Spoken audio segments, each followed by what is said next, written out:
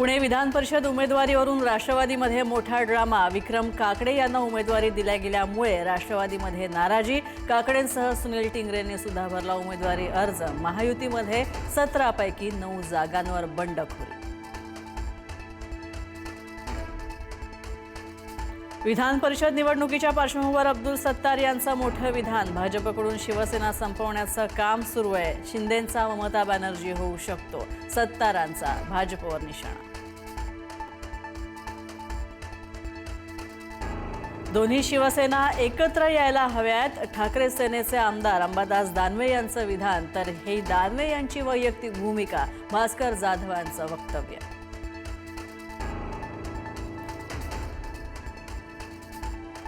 अमरावती विधान परिषद निवडणुकीच्या तोंडावर महायुतीमध्ये बंडखोरी। शिवसेनेकडून विप्लव बाजेरिया यांचा पत्ता कट। विप्लव बाजेरिया यांच्याकडून अपक्ष उमेदवारी अर्ज दाखल।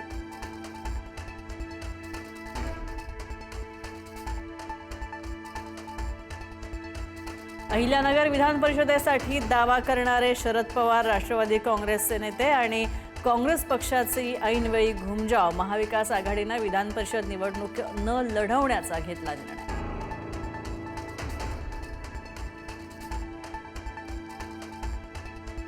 दिल्लीत व्यावसायिक सिलेंडरच्या दरामध्ये पुन्हा दरवाढ। व्यावसायिक सिलेंडरच्या किमतीमध्ये 42 रुपयांची तर 5 किलोच्या सिलेंडरच्या किमतीत सुद्धा 11 रुपयांची वाढ। घरगुती सिलेंडरच्या किमतीत मात्र बदल नाही।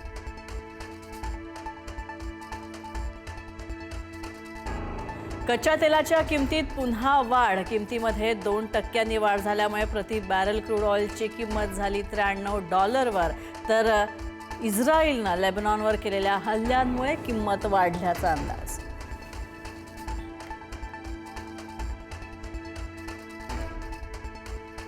राज्यात मान्सूनपूर्व पावसाची दमदार हजेरी। सातारच्या खटाव तालुक्यामध्ये गारांचा पाऊस, रस्त्यांना नदीचं स्वरूप। अहिल्यानगरमध्ये सोसाट्याच्या वाऱ्यासह दमदार पाऊस, झाडं उन्मळून पडली।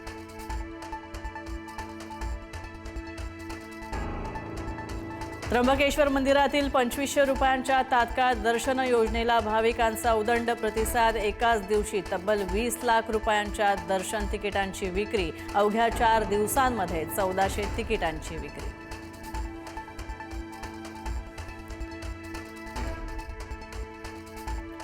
केदारनाथ यात्रा तात्पुरती स्थगित। उत्तराखंडमध्ये मुसळधार पाऊस आणि तीव्र वादळाचा ऑरेंज अलर्ट जारी केल्यानं निर्णय। हवामान सुधारल्यानंतरच यात्रा पुन्हा होणार सुरू।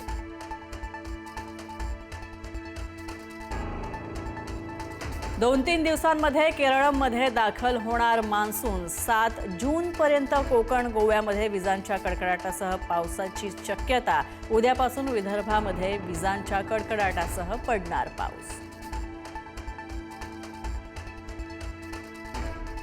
ऑपरेशन सिंदूरमुळे जगात भारतीय शस्त्रांची मागणी वाढली। ब्राह्मोस, आकाश आणि नेत्र खरेदी करण्यात अनेक देशांना रस। 21,000 कोटींचे करार।